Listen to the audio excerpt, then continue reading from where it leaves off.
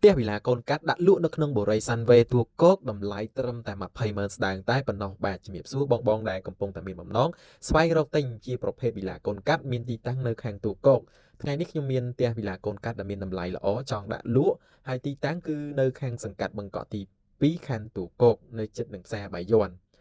ផ្ទះនេះដែរគឺមានទំហំដី6ម៉ែត្រជម្រៅទៅក្រោយ23ម៉ែត្រសាច់ផ្ទះគឺ6គុណនឹង13ម៉ែត្រមាន4បន្ទប់គេងនិង5បន្ទប់ទឹកមានបានកម្មសិទ្ធិប្លង់រឹងសម្រាប់ព័ត៌មានលម្អិតបងអាចទំនាក់ទំនងមកខ្ញុំបាននៅពេលនេះដើម្បីទទួលបានព័ត៌មានខ្ញុំបាទចម្រើនសូមអរគុណនិងសូមជម្រាបលាផ្ទះវិឡាកូនកាត់ដាក់លក់នៅក្នុងបូរីសាន់វេទួគោកតម្លៃត្រឹមតែ20,000ស្តើងតែប៉ុណ្ណោះបាទជំរាបសួរបងដែលកំពុងតែមានបំណងស្វែងរកទិញជាប្រភេទវិឡាកូនកាត់មានទីតាំងនៅខាងទួគោកថ្ងៃនេះខ្ញុំមានផ្ទះវិឡាកូនកាត់ដែលមានតម្លៃល្អចង់ដាក់លក់ហើយទីតាំងគឺនៅខាងសង្កាត់បឹងកក់ទី2ខណ្ឌទួគោកនៅជិតនឹងផ្សារបាយ័នផ្ទះនេះដែរគឺមានទំហំដី6ម៉ែត្រជម្រៅទៅក្រោយ23ម៉ែត្រសាច់ផ្ទះគឺ6គុណនឹង13ម៉ែត្រមាន4បន្ទប់គេងនិង5បន្ទប់ទឹកមានបានកម្មសិទ្ធិប្លង់រឹងសម្រាប់ព័ត៌មានលម្អិតបងអាចទំនាក់ទំនងមកខ្ញុំបាននៅពេលនេះដើម្បីទទួលបានព័ត៌មានខ្ញុំបាទចម្រើនសូមអរគុណនិងសូមជម្រាបលា